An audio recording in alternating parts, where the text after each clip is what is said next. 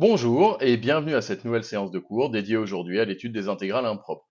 Vous avez eu l'occasion depuis quelques années d'étudier des intégrales de fonctions continues sur un segment, mais il arrive dans un grand nombre de situations, notamment en probabilité, qu'on soit amené à s'intéresser à des intégrales sur des intervalles quelconques ou à des intégrales de fonctions qui ne sont pas continues en un certain nombre de points. L'objectif de cette séance est de donner un cadre à cette étude en définissant, sous certaines conditions, la notion d'intégrale impropre, c'est-à-dire d'intégrale sur un intervalle quelconque ou de fonction discontinue.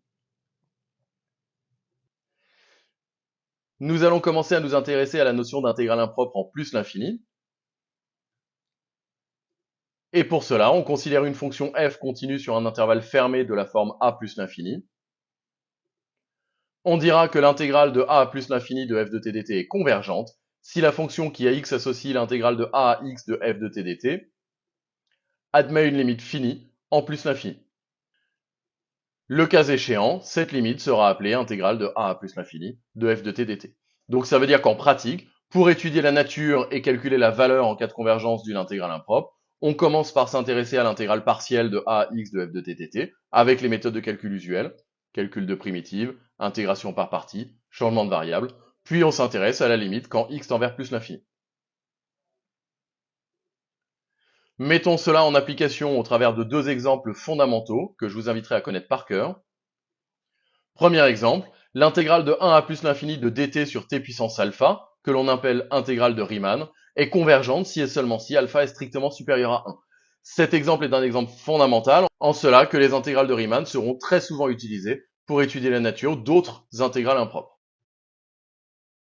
Deuxième exemple fondamental, si A est un réel quelconque, l'intégrale de 0 à plus l'infini d'exponentielle moins at dt est convergente si et seulement si A est un réel strictement positif, et dans ce cas, cette intégrale est égale à 1 sur A. Et pour mettre en pratique la définition de l'intégrale convergente et de sa valeur, je vous propose de démontrer ces deux exemples. Donc commençons par l'intégrale de Riemann de 1 à plus l'infini de dt sur t puissance alpha.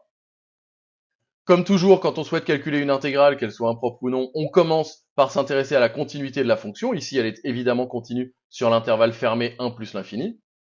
Et ensuite, on va calculer l'intégrale partielle en cherchant une primitive de la fonction qui a t associe 1 sur t puissance alpha. On connaît évidemment, puisque c'est une fonction de référence, une primitive de celle-ci. Cependant, il va falloir distinguer selon que alpha est égal à 1 ou non, puisque la forme de la primitive qu'on va choisir dépend de la valeur de alpha.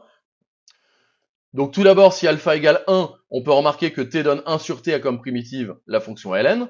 Et donc par conséquent, l'intégrale de 1 à x de dt sur t est égale à ln de x moins ln de 1, c'est-à-dire à ln de x. Et elle tend donc, quand x tend vers plus l'infini, vers plus l'infini. Intéressons-nous maintenant au cas où alpha est différent de 1. Cette fois, une primitive de la fonction qui a t associe 1 sur t puissance alpha est égale à moins 1 sur alpha moins 1 t puissance alpha moins 1. Si vous avez un doute sur la forme de la primitive, dans ce genre de situation, ça peut être intéressant de remarquer que 1 sur t puissance alpha est aussi égal à t puissance moins alpha, qui peut s'intégrer en t puissance moins alpha plus 1 sur moins alpha plus 1. Et donc l'intégrale de 1 à x de dt sur t alpha est égale à 1 sur alpha moins 1 facteur de 1 moins 1 sur x puissance alpha moins 1, dont on va maintenant chercher la limite quand x tend vers plus l'infini. Et comme il s'agit d'une puissance de 1 sur x qui tend vers 0, on sait que la limite de 1 sur x puissance alpha moins 1 va dépendre du signe de alpha moins 1, donc à nouveau deux sous-cas à distinguer. Si alpha moins 1 est positif, x puissance alpha moins 1 tend vers plus l'infini en plus l'infini, tandis que si alpha moins 1 est négatif, x puissance alpha moins 1 tend vers 0 tout en étant positif. D'où le fait que l'intégrale de 1 à x de dt sur t puissance alpha va tendre vers 1 sur alpha moins 1 si alpha est plus grand que 1, vers plus l'infini sinon. Et donc finalement, on a vu que l'intégrale de 1 à x de dt sur t puissance alpha a une limite finie en plus l'infini si alpha est plus grand que 1, mais elle a une limite infinie sinon. Donc on peut affirmer maintenant que l'intégrale de 1 à plus l'infini de dt sur t puissance alpha est convergente si et seulement si alpha est strictement supérieur à 1. Donc étudions maintenant le deuxième exemple. De même, la fonction qui a t associe exponentielle moins at est continue sur R+. Donc il s'agit de calculer maintenant l'intégrale partielle de 0 à x d'exponentielle moins at dt. Et pour cela, il va falloir distinguer selon que a est nul ou pas, puisque encore une fois, le choix de la primitive va dépendre de cela. Si a est égal à 0, exponentielle moins at est égal à 1, donc l'intégrale de 0 à x d'exponentielle moins at dt sera égale à x, tandis que si a est non nul, exponentielle moins at a comme primitive la fonction qui a t associe moins exponentielle moins at sur a, et donc l'intégrale de 0 à x d'exponentielle moins at va être égale à 1 moins exponentielle moins ax sur a.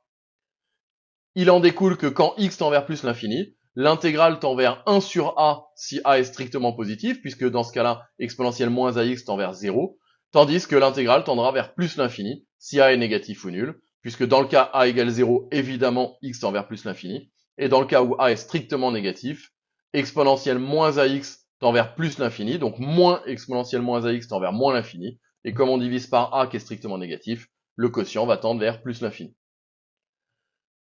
En conséquence, on peut affirmer maintenant que l'intégrale est convergente si et seulement si a est positif, et que, effectivement, en cas de convergence, elle est égale à 1 sur a. Donc retenez bien ces deux exemples-là, qui seront fondamentaux dans la suite, dans l'étude d'autres intégrales impropres d'une part, et dans le cas de la deuxième intégrale impropre, on aura l'occasion de la rencontrer dans de nombreuses situations, dans le cas d'études de variables aléatoires à densité. Maintenant que nous avons défini la notion d'intégrale impropre convergente en plus l'infini, nous allons étendre cette définition au cas d'intégrale impropre en moins l'infini. Mais comme la définition, vous allez le voir, est relativement proche, je vais me permettre de passer relativement vite. Donc tout d'abord, le cas des intégrales impropres en moins l'infini. Cette fois-ci, on s'intéresse à une fonction continue sur un intervalle fermé de la forme moins l'infini a. Et on dira de la même façon que l'intégrale de moins l'infini à a de f de t dt est convergente si la fonction qui a x associe l'intégrale de x à a de f de t dt admet une limite, dans ce cas, en moins l'infini, admet une limite finie, pardon, en moins l'infini. Et le cas échéant, on dira que l'intégrale de moins l'infini à a de f de t dt est égale à la limite quand x tend vers moins l'infini de l'intégrale de x à a de f de t dt. Alors de la même façon que pour les points précédents, je vais me permettre d'aller un petit peu vite parce que au fond, les définitions seront sensiblement les mêmes. On considère deux éléments a et b de R bar. Je rappelle que R bar c'est l'ensemble des réels union moins l'infini et plus l'infini. Avec a strictement inférieur à b, c'est un élément de AB ouvert et f une fonction continue sur AB ouvert. Donc on a cette fois deux problèmes en a et en b qui peuvent, je le rappelle, être égaux à moins l'infini et plus l'infini. On dira que l'intégrale de a à b de f de t dt est convergente lorsque les deux intégrales de a à c et de c à b de f de t dt sont convergentes. Remarquez que la valeur de c n'importe pas ici, puisque entre a et b la fonction est continue, donc quelle que soit la valeur de c qu'on choisit, il n'y aura pas de problème de continuité. Et dans le cas où les deux intégrales sont convergentes, on définit l'intégrale de a à b de f de t dt comme étant égale à l'intégrale de a à c plus l'intégrale de c à b. Cette définition est adoptée ainsi, de telle sorte que l'intégrale impropre vérifie aussi la propriété de la relation de Chasles.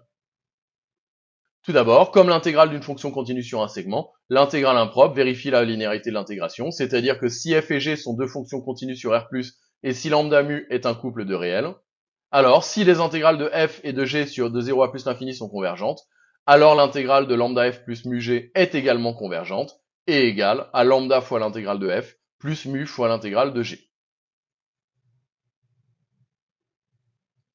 De la même façon, on l'a vu, toutes les définitions ont été faites de telle sorte que l'intégrale impropre vérifie la relation de Chasles. C'est-à-dire que si f est une fonction continue sur R+, sauf peut-être un nombre fini de points, et si c est un élément de R+, alors, lorsque l'intégrale de 0 à plus l'infini de f de t dt converge, elle est égale à l'intégrale de 0 à c plus l'intégrale de c à plus l'infini de f de t dt. Donc exactement la même relation de Chasles que celle que vous connaissez pour des intégrales de fonctions continues sur un segment. Autre propriété fondamentale de l'intégration, la croissance, à savoir si f et g sont deux fonctions continues sur R+, telles que f soit inférieur ou égal à g, et si les intégrales de 0 à plus l'infini de f et de 0 à plus l'infini de g convergent, alors l'intégrale de 0 à plus l'infini de f est inférieure ou égale à l'intégrale de 0 à plus l'infini de g. Donc retenez bien, hein, comme pour la relation de Chasles, comme pour la linéarité de l'intégration, le point fondamental, ça va être qu'à chaque fois que vous utilisez une de ces propriétés, vous vous assuriez que vous avez justifié d'une façon ou d'une autre que les intégrales rencontrées sont toutes convergentes. Alors plus généralement, on a aussi une propriété de stricte croissance de l'intégration. Si f est une fonction continue sur R+, telle que l'intégrale de 0 à plus l'infini de f soit convergente, si f est positive et si f n'est pas constante nulle sur R+, alors l'intégrale de 0 à plus l'infini de f de t dt est strictement positive. Et donc, par conséquent, si f est de signe constant, si l'intégrale de f est nulle, alors, quel que soit t de r+, f de t égale à 0.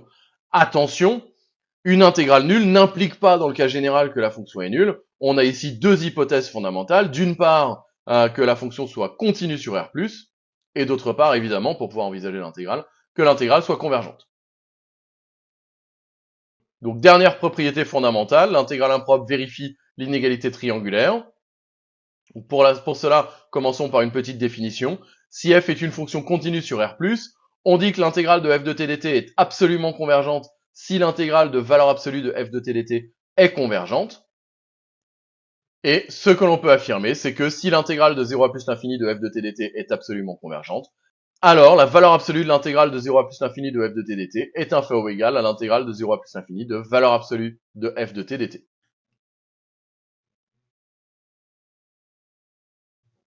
Alors voilà, c'en est fini.